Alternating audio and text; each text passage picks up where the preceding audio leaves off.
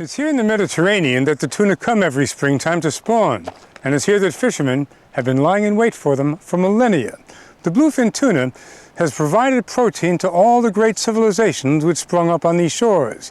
We're in Sardinia right now, an island off the coast of Italy, and the fishermen here go after the bluefin much the same way their ancestors did during the days of the Roman Empire.